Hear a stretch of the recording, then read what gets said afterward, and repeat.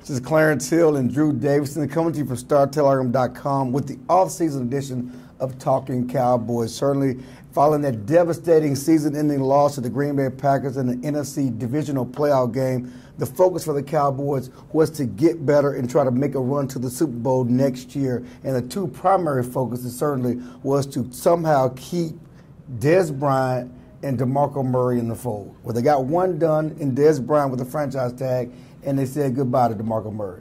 Yeah, I mean, at the end of the day, DeMarco Murray, his price tag was just too high for the Cowboys to go there, and the Eagles made him a lucrative offer, and you can't fault DeMarco Murray from taking the money after a career-type year. And I think, they're positioned to, with the offensive line, to, kind of sustain the running game, maybe not to the level that DeMarco Murray had it, but they should be able to sustain it at the level they had last year. Well, certainly, and I don't know if his price tag was too high or the Cowboys just didn't budget that type of money for him. They didn't see him as that type of franchise back to pay the lucrative dollars that a LaShawn McCoy gets or Adrian Peterson would get or Marshawn Lynch would get. Certainly, they had a number for DeMarco Murray, and they weren't going to go over that, primarily because of the offensive line and primarily because there are so many quality backs in this draft that they can replace him with. Regarding Dez Bryant, Jerry Jones said at the owners' meeting, he said at the combine that Dez Bryant was going to be a Cowboy one way or another, whether it was a long-term deal or the franchise tag. They slapped him with the franchise tag. Now the question is whether Dez Bryant is going to play nice and show up for the offseason program. Yeah, I think if you're Dez Bryant, you have to be disappointed that, you get slapped with the franchise tag. Obviously, it's good money, but every player wants security. They want that guaranteed money up front so they know they're playing, with that kind of the golden parachute, so to speak. So it'll be interesting to see how Dez takes it. He might sit out, some off-season workout, but I think come training camp, even if he doesn't have a long-term deal done, I think he does show up because he is passionate. He does want to help this team succeed, and I don't think he's going to make too big of a stink, in the long run. The bottom line is he needs the money. $12.8 million, that doesn't grow on trees. That's guaranteed as soon as he signs it. He needs the money, and he will be there.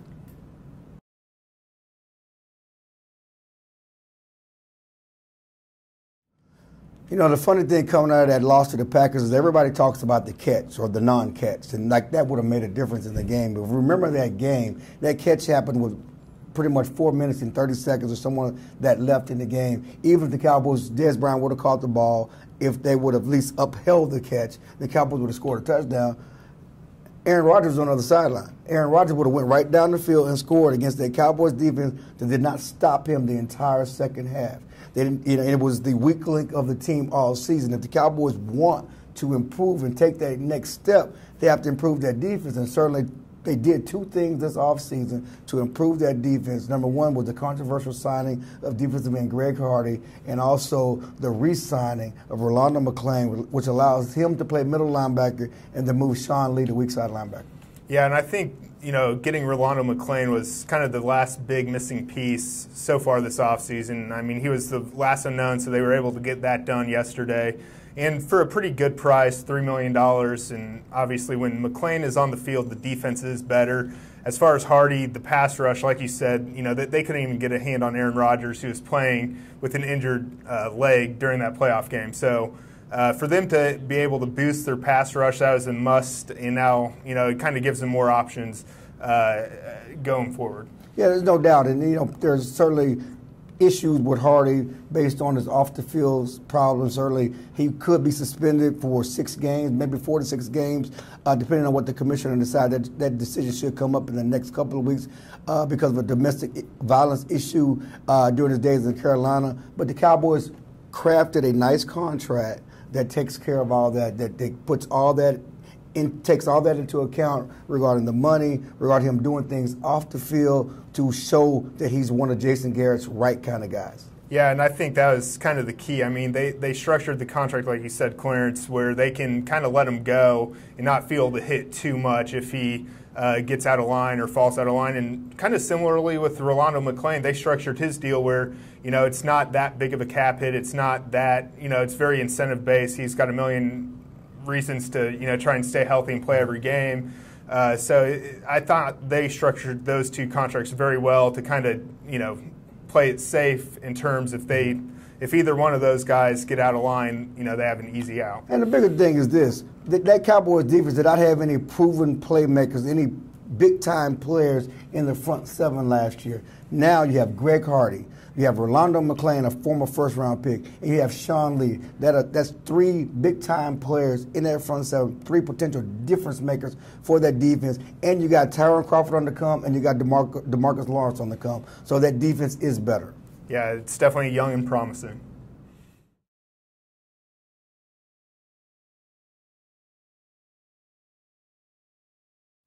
Now the Cowboys have pretty much taken care of most of their business in free agency. The focus is the draft and what things they have left to do to add to this team to get ready for next year.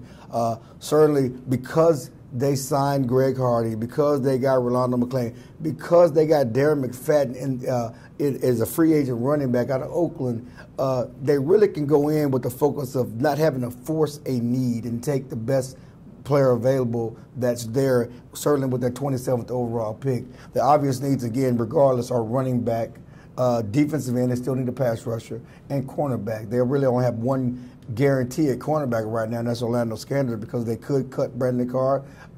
Morris Claiborne may not be ready for the start of the season. They need help in the secondary.